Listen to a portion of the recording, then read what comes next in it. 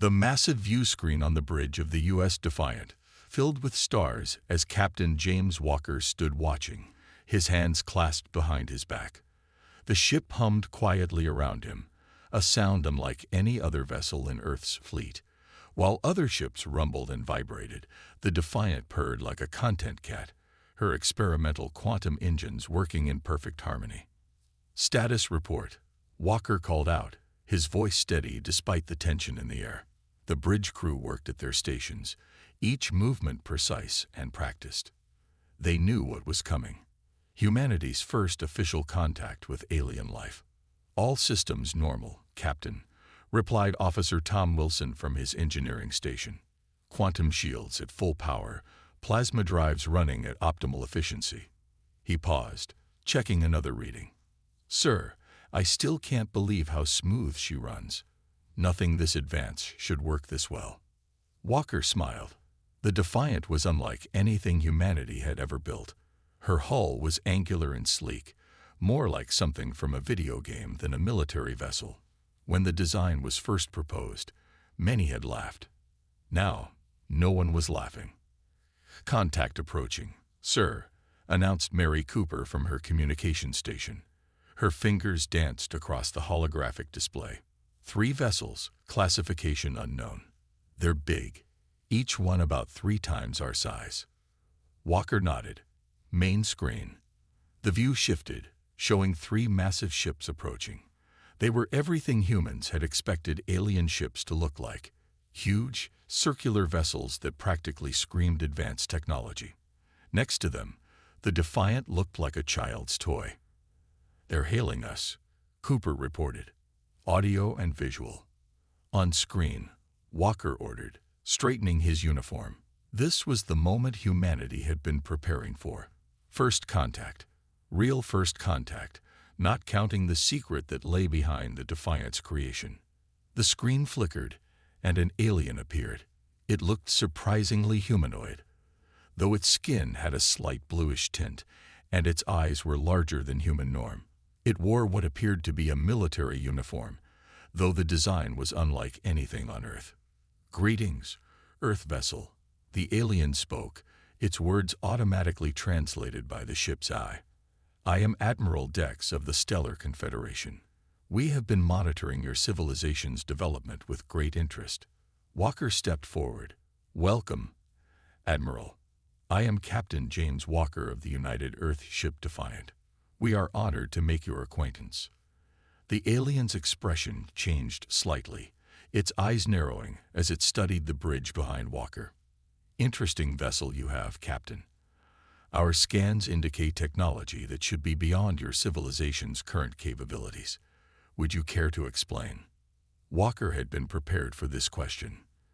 "The Defiant represents the pinnacle of human innovation, Admiral.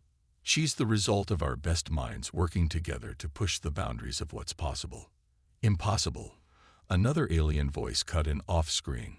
A second figure stepped into view, this one wearing what appeared to be a scientific uniform. "We have monitored your civilization's technological progression. The jump from your other vessels to this one is too great. Someone has aided you. Someone has violated the non-interference protocols." Walker kept his expression neutral, though inside his mind was racing. They hadn't expected the aliens to be quite so direct in their accusations. "I assure you, the Defiant is entirely of human design and construction. We would be happy to provide documentation of her development process." Admiral Dex raised a hand, silencing his colleague. "Perhaps a demonstration would be more convincing. Your vessel's design is unusual, even by our standards. Would you be willing to participate in a small exercise?" "What kind of exercise?" Walker asked, though he already knew where this was going. The crew tensed around him, ready for anything. "A simple demonstration of capabilities," Dex replied smoothly. 3 of our older vessels against your one. Simulated combat, of course. No real weapons fire, just an exchange of targeting data and maneuver tracking. If your ship performs as well as your claims suggest, it would go a long way toward validating your level of advancement." Walker glanced at his crew. They had trained for this, prepared for this moment. The Defiant might look like science fiction, but she was very, very real. We accept your challenge, Admiral. Please transmit the exercise parameters when ready. The alien's expression was unreadable. Excellent. We will begin in 1 Earth hour. And Captain, I look forward to seeing what your vessel can do. The transmission ended, and the bridge was silent for a moment. Then Officer Wilson spoke up from his station. They don't believe we built her ourselves. No, they don't. Walker agreed, turning to face his crew. And they're partially right. We had help, just not the kind they're thinking of. He walked to the center of the bridge, looking at each crew member in turn. The Defiant exists because of human ingenuity, determination, and our ability to learn from the past. What they don't understand is that humanity's greatest strength isn't our technology. It's our ability to take dreams and turn them into reality. Sir, Cooper called out, receiving exercise parameters now. There, sir, these are combat scenarios far beyond anything we've trained for, the timing requirements alone. Walker smiled. Show them on the main screen. The display filled with tactical data, showing complex maneuvers and response patterns that would challenge even the Defiant's advanced systems. Look familiar to anyone? Wilson laughed suddenly. Video games. Sir, these are almost exactly like the combat scenarios from Star Squadron VI. The patterns, the timing, they're gaming scenarios. Exactly. Walker nodded. Because when humanity dreams of space combat, we don't just imagine it. We turn it into entertainment. We practice it. We perfect it. Every kid who ever played a space combat game was unknowingly training for this moment. He turned back to the main screen, watching the 3 alien vessels take up position for the exercise. And that's why we're going to win. Because while they were developing these scenarios as theoretical exercises, we were turning theory into art. 30 minutes until the exercise begins, sir, Cooper announced. Walker sat in his command chair, feeling the subtle hum of the quantum engines through the deck. Run final system checks. I want everything perfect. He smiled slightly. Let's show them that science fiction doesn't always stay fiction, not when humans are involved. The bridge crew turned to their stations, preparations beginning in earnest. Through the view screen, the 3 alien vessels loomed large against the star field. They were impressive, intimidating even.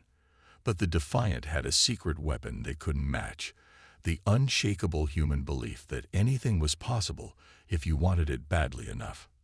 In less than an hour, they would prove that sometimes reality could be even more incredible than fiction. The game was about to begin, and humanity's future hung in the balance. But as Walker watched his crew work, he felt nothing but confidence. The Defiant might look like something out of science fiction, but she was very real. And she was about to show the galaxy exactly what humanity could do. 10 years earlier, Dr. Thomas Reed sat bolt upright in his bed, his heart pounding and his mind racing with equations he didn't fully understand. It was the 3rd night in a row he'd dreamed of strange machines and impossible physics. But these weren't just dreams. They felt like memories. He stumbled to his desk, barely taking time to turn on the light before grabbing his tablet. His fingers flew across the screen, trying to capture the formulas before they faded like morning mist. The numbers didn't make sense. The theories contradicted everything he knew about quantum mechanics. But somehow, deep in his bones, he knew they were right. Computer, display project quantum shield notes, he commanded, his voice rough from sleep. The holographic display lit up, showing his previous work. Side by side with his new equations, patterns began to emerge. Impossible patterns. Beautiful patterns. The next morning, Reed walked into the Advanced Projects Lab at the United Earth Defense Force headquarters, looking like he hadn't slept in days. He hadn't. Other scientists looked up as he passed, then quickly looked away. They'd all heard the rumors. Brilliant Dr. Reed was losing his mind, chasing impossible dreams. Dr. Reed, called out Director Williams, stepping out of his office. A moment of your time. It wasn't really a request. Reed followed the older man into his office, already knowing what was coming. The director's desk was covered with Reed's recent project proposals, each one marked with bright red Reed GECTD stamps. "Tom," Williams said, sitting down heavily, "you're one of our best minds. But these proposals, quantum shields that bend reality, plasma drives that ignore conservation of energy, it's science fiction, not science." Reed placed his tablet on the desk and pulled up his latest equations. "Look at this. Really look at it. The math works. I can prove it works. We just need to think beyond conventional physics." Williams sighed, pushing his glasses up his nose. "Where did these ideas come from, Tom? And don't tell me they came to you in dreams again." "Not dreams," Reed said quietly. "Memories. My grandfather's memories." He pulled an old, worn photograph from his pocket and placed it on the desk. It showed his grandfather standing in front of what looked like a crashed aircraft, but the design was like nothing that should have existed in 1947. Williams picked up the photo, his eyes widening. "What is this?" "My grandfather was part of a recovery team. He never told anyone what he saw, what he worked on. But before he died, he held my hand, and something happened. He transferred something to me. Not just memories, understanding." The director was silent for a long moment, studying the photo. Finally, he opened his desk drawer and pulled out a thick folder marked classified. Inside was another copy of the same photograph, but this one was in better condition. It showed more of the crash site, including strange symbols on the craft's hull. "We've been sitting on this for decades," Williams said. "The best minds in the world couldn't make sense of the technology we recovered. But you." He looked at Reed's equations again. "You're not just copying it, are you? You're improving it." Reed nodded. "The aliens who built that ship were advanced, but they were linear in their thinking. Humans, we think differently. We make intuitive leaps. We see patterns where others see chaos. My grandfather understood that. He knew we could do more than just reverse engineer their tech. We could make it better." The next 5 years were a blur of activity. Reed led a team of engineers and scientists who took his dreams and turned them into reality. The quantum shield generator they built was half the size of the alien original but twice as powerful. The plasma drive system incorporated principles that seemed to defy physics itself, but worked perfectly in practice. When construction began on the U.S. Defiant, many questioned her unusual design. But Reed knew every angle, every curve had a purpose. The ship wasn't just a vessel, it was a statement. Humanity announcing to the galaxy that they weren't just ready for the stars, they were ready to revolutionize space travel itself. Reed stood in the observation room, watching as construction robots assembled the Defiant's hull. Behind him, a heated argument was taking place between military officials and project supervisors. "It looks like something out of a video game," one admiral complained. "How are we supposed to take this seriously?" "That's exactly the point," Reed said, not turning around. Everyone fell silent. Video games, science fiction, movies, while other species were carefully plotting out each step of their technological evolution, humanity was dreaming, imagining, creating visions of what could be. And now, he pressed his hand against the glass, smiling as another hull plate locked into place. "Now we're making those dreams real." "But the design," another official protested. "It's not practical. It's not traditional." Reed turned to face them. Neither was the first airplane. Neither was the first submarine. Every great leap forward in human history came from someone looking at the conventional wisdom and saying, "What if we tried something different?" He walked to the conference table and pulled up the ship's specifications. Every angle serves a purpose. The quantum shields don't just protect the ship. They bend reality around her. The hull design enhances that effect. The plasma drives don't just move the ship. They create possibilities that other species never imagined because they were too focused on what they thought was possible. The room was quiet as the officials studied the data. Finally, the first admiral spoke again. "And you're certain this will work? That when we meet alien life, this ship will prove humanity's worth?" Reed smiled, thinking of his grandfather. "This ship isn't just going to prove our worth. It's going to show the galaxy that humanity has something unique to offer. We don't just adopt technology. We reimagine it. We improve it. We make the impossible possible." As the officials filed out, Reed stayed behind, watching the construction continue. He pulled out his grandfather's old photo and looked at it one more time. "You knew, didn't you?" he whispered.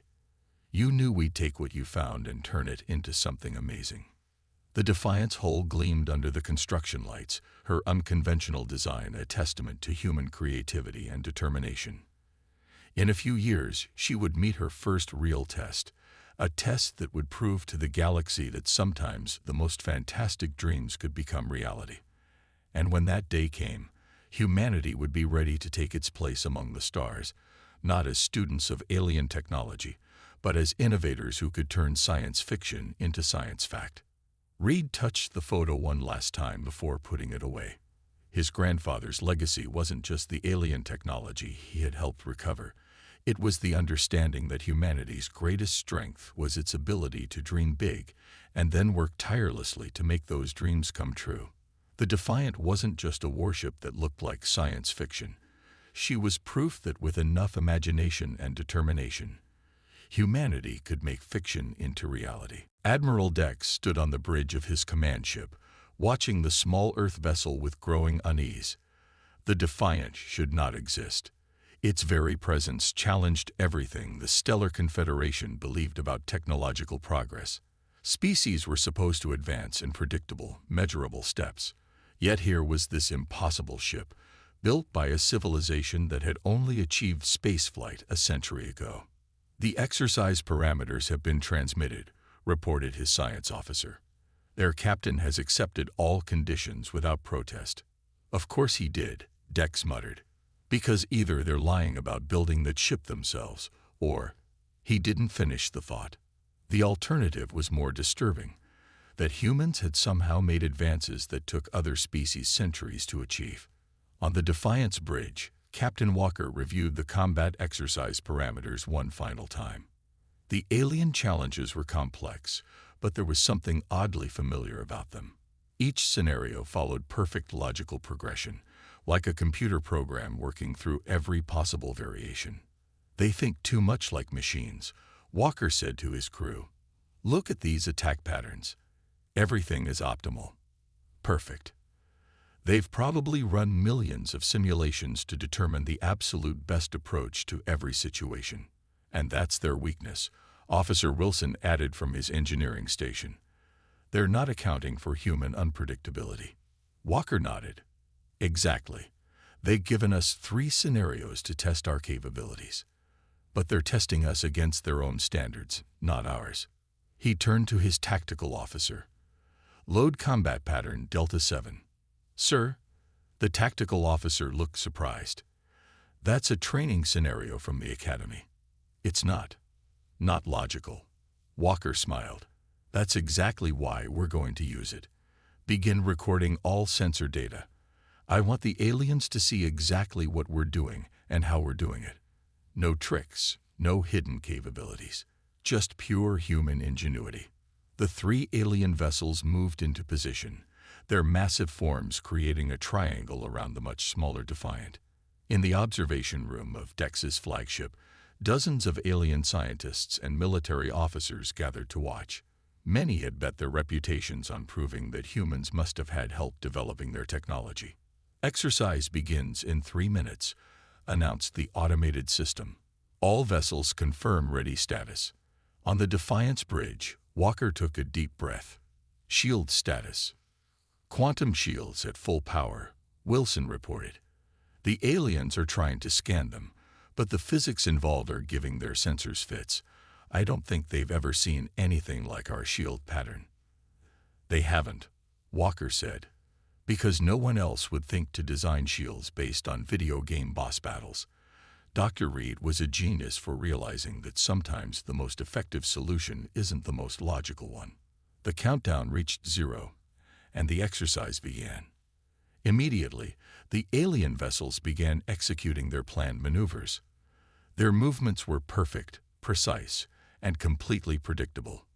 "Pattern recognized," called out the tactical officer. "They're using standard Confederation fleet tactics. According to their exercise parameters, their simulated weapons should be overwhelming our shields right now." Walker grinned. "But they're not, are they? Because our shields don't work like they expect shields to work." Wilson, execute defense pattern Mario. Several alien observers gasped as the Defiant's shield suddenly shifted, creating what appeared to be rotating geometric patterns around the ship. The effect wasn't just visual. It was causing their targeting systems to have fits. "What are they doing?" demanded one of Dex's science officers. "Those shield harmonics make no sense. The power requirements alone should be impossible to maintain." Dex watched in growing amazement as the Earth ship began to move. Instead of trying to maintain optimal distance and firing positions, the Defiant was dancing. There was no other word for it. The ship spun and weaved through space, like it was performing for an audience rather than engaging in combat. "Sir," Wilson called out on the Defiant's bridge. "Their targeting systems are going crazy trying to predict our movement patterns. They can't get a solid lock because they're trying to calculate where we should be based on normal physics." "That's because we're not using normal physics," Walker replied. "We're using video game physics. The quantum shields don't just protect us. They bend reality around us. And reality doesn't always have to make perfect sense." The alien vessels attempted to adjust their tactics, but every time they thought they had the Defiant figured out, the Earth ship would do something new. It would spin when it should have banked, accelerate when it should have slowed, and create shield patterns that seemed to defy the laws of physics. "This is impossible," one of Dex's officers declared. "They must be cheating somehow. No ship can move like that." But Dex was beginning to understand. "They're not cheating," he said quietly. "They're playing. Look at their movement patterns. They're not trying to find the optimal solution. They're having fun." The exercise continued, and with each passing minute, the aliens' perfectly planned strategies fell apart in the face of human creativity. The Defiant didn't just avoid their simulated attacks, it turned their own tactics against them, using moves that seemed to come straight out of science fiction. "Final scenario complete," announced the automated system. Exercise concluded. Analyzing results. The bridge of the Defiant erupted in cheers, but Walker quickly raised his hand for silence. "Send the full sensor data to the alien flagship," he ordered. "Everything. Shield harmonics, engine outputs, power distribution. Let them see exactly how we did it." Admiral Dex received the data personally. As he reviewed it, his expression changed from skepticism to surprise to something approaching awe. The humans hadn't just built an advanced ship. They'd completely reimagined how a ship could work. "Sir," his science officer reported, "analysis confirms it. Their technology is real, and it's entirely their own design. In fact, some of these innovations, they're beyond anything in our database. They've taken basic principles and developed them in ways we never considered." Dex nodded slowly. "Because we were too focused on finding the right answer. They were focused on finding new questions." He straightened up. "Prepare for transmission to Earth. I believe we owe Captain Walker and his crew an apology, and perhaps an invitation to teach us a few things about thinking differently." On the Defiant, Walker looked at his crew with pride. They hadn't just proven that their ship was real. They'd shown the galaxy that humanity's greatest strength wasn't their technology, but their ability to imagine new possibilities and then make them real. Mary Cooper's fingers flew across her communications console as she analyzed the flood of data coming from the alien vessels. While everyone else on the Defiant's bridge focused on the ongoing combat exercise, she had noticed something odd in the alien transmissions. There was a pattern there, hidden beneath the surface. "Captain," she called out, not taking her eyes off her screen. "I think I found something interesting about their combat systems." Walker turned away from the main view screen where the alien ships were regrouping for another attack run. "What have you got, Cooper?" "Their ships. They're running on autopilot. Not completely, but their combat systems are almost entirely automated. The crew is just there to monitor and override if necessary." She pulled up more data streams, confirming her theory. "And the automation is based entirely on combat simulations. Millions of them, all running in real time." Wilson leaned over from his engineering station to look at her screen. "That explains why their attacks are so predictable. They're letting computers do all the work based on pre-programmed scenarios."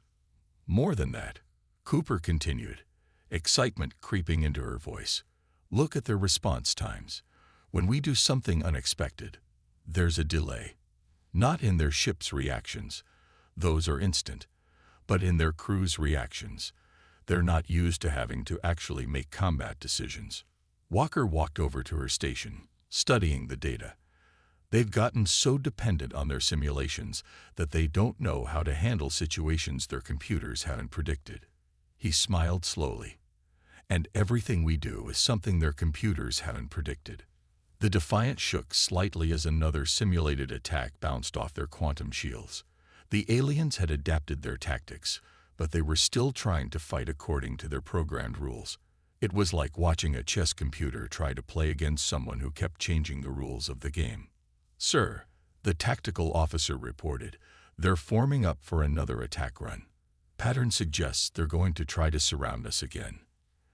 "Let them," Walker ordered. "Cooper, can you tap into their combat simulation network?" "Not to interfere. I just want to see what their computers are telling them." Cooper nodded, her hands dancing across the holographic controls. "Already working on it, sir. Their security is good, but it's predictable, like everything else they do." A new display appeared on her screen, showing complex mathematical models and combat predictions. "Got it. Their systems are trying to calculate our next move based on their historical combat data." Walker laughed. "Historical combat data that doesn't include anything like the Defiant. No wonder their predictions keep failing." He turned to Wilson. "How are our shields holding up?" "Better than expected, sir," Wilson replied. "The quantum field is actually getting stronger the more they attack it.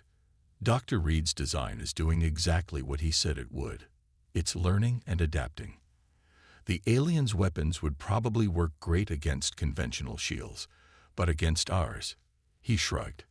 "It's like they're trying to play rock, paper, scissors with someone who keeps inventing new hand signals." On the alien flagship, Admiral Dex was reaching a similar conclusion. His bridge crew watched in growing frustration as their sophisticated combat computers repeatedly failed to predict or counter the Defiant's movements. "Impossible," one of his tactical officers muttered. "Our simulations have covered every possible combat scenario, every possible ship configuration, every possible tactical decision. How can they keep surprising us?"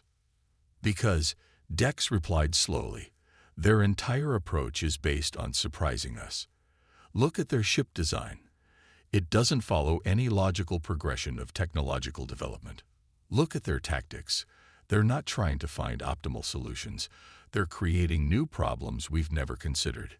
He stood up and walked closer to the main view screen, watching as the Defiant executed another impossible maneuver. "We've spent centuries perfecting our combat simulations, making them more and more sophisticated. But in doing so, we've trapped ourselves in a box of our own making. We can only fight the way we've trained to fight." The Defiant spun suddenly, its quantum shields creating patterns that made it look like there were multiple ships for a moment. The alien targeting computers went crazy, trying to lock onto all the phantom images at once. "Sir," Cooper called out on the Defiant's bridge, "their combat computers are starting to crash. They're getting too many conflicting data points. Their crews are having to take manual control." Walker nodded. "Now we'll see how well they can actually fight." He turned to his tactical officer. "Prepare for real combat maneuvers. not the showy stuff we've been doing. Let's show them what the Defiant can really do when we get serious. The Earth ship's movements changed suddenly. Gone were the flashy spins and twirls.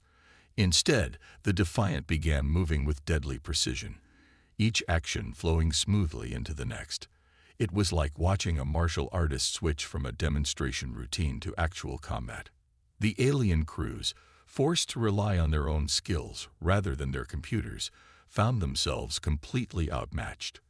Without their combat simulations to guide them, they struggled to coordinate their actions or predict where the Defiant would be next. "Message from Admiral Dex," Cooper announced. He's calling for an early end to the exercise." Walker raised an eyebrow. "On what grounds?" Cooper's face broke into a grin as she read the message. "He says there's no point in continuing. Quote, you've not only proven your ship's capabilities, you've exposed a critical flaw in our entire approach to space combat. We've become so reliant on predictions and simulations that we've forgotten how to truly fight." The bridge crew exchanged proud looks as Walker composed a response. "Tell the Admiral we accept the early conclusion, and add that we would be happy to arrange joint training exercises in the future without combat computers." As the alien ships powered down their weapons systems, Wilson spoke up from his engineering station. "Sir, do you think they understand yet what really makes the Defiant special?" Walker looked around at his crew, humans who had taken an impossible dream and turned it into reality. "They're beginning to. The Defiant isn't just a ship that looks like science fiction. She's proof that sometimes the best way to advance isn't to follow a careful, logical progression of small steps. Sometimes you have to take a giant leap and trust in your ability to make it work." Cooper's console beeped with another incoming message. "Sir, Admiral Dex is requesting permission to send a team of observers to Earth. He says the Stellar Confederation needs to learn more about human intuition and creativity." "And there it is," Walker said softly. "Tell him we'll be happy to teach them, as soon as they're ready to learn that the most powerful technology isn't the one that follows all the rules. It's the one that dares to break them." Dr. Thomas Reed stood in the observation lounge of the Stellar Confederation's flagship, watching as engineers from a dozen alien species studied holographic displays of the Defiant systems. 2 weeks had passed since the combat exercise, and the aliens still couldn't quite believe what they were seeing. "But the power requirements should be impossible," one alien engineer insisted, pointing at the quantum shield specifications. "The energy needed to bend space-time in this way." "That's because you're thinking about it wrong," Reed explained patiently. "You're trying to force reality to match your calculations. We did it the other way around. We imagined what we wanted to achieve, then figured out how to make reality agree with us." Admiral Dex stood quietly in the corner, watching the exchange. The past 2 weeks had turned everything he thought he knew about technological advancement upside down. Humans didn't just think differently, they dreamed differently. On the Defiance bridge, Captain Walker was having a similar conversation with a group of alien tactical officers. They had requested a demonstration of the ship's combat capabilities without any computer assistance at all. "Your movements during the exercise," one officer asked. "They seemed random, chaotic. But they weren't, were they?" Walker shook his head. "Far from it. Every move was based on decades of human imagination. Video games, movies, books. We've been practicing space combat in our minds long before we ever reached the stars." "But that's not real combat experience," another officer protested. "Isn't it?" Walker smiled. "What is experience except learning what works and what doesn't? While your civilization was running computer simulations, humanity was playing games where we had to think creatively, adapt quickly, and imagine new solutions. We weren't just playing. We were preparing." In the engineering section, Wilson was showing a group of alien technicians how the Defiant's plasma drive system worked. Their expressions ranged from disbelief to awe as he explained the principles behind it. "The system shouldn't be stable," one technician said, shaking his head. "The energy flow patterns are based on the way water moves in a river. Wilson finished. Dr. Reed got the idea watching his grandson play with toy boats. Nature doesn't always follow the most logical path. It finds the path that works. Mary Cooper had perhaps the most interesting task. The aliens had asked her to explain how she had managed to decode their combat computer systems so quickly. She sat at her station, surrounded by curious alien communications officers. "Your security was perfect by your standards," she explained. But that was the problem. It was too perfect, too predictable. Humans, we make mistakes, and sometimes those mistakes lead to discoveries that perfect logic would never find. Back in the observation lounge, Reed pulled out his grandfather's old photograph. An alien scientist noticed it and asked about its significance. Reed handed it over, watching as the alien studied it carefully. "This was your inspiration?" the alien asked. "A crashed ship from your past?" "Not exactly," Reed replied.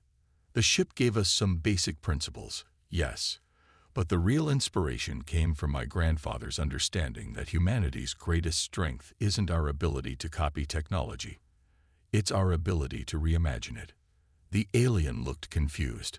"But your quantum shields, your plasma drives, they're based on technology from this crashed ship."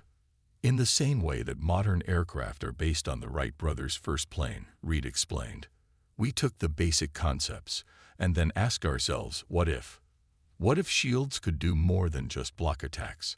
What if engines could do more than just move a ship? What if we stopped trying to follow the logical path and started blazing our own trail?" Admiral Dex finally stepped forward. "The Stellar Confederation has existed for over 1,000 years," he said.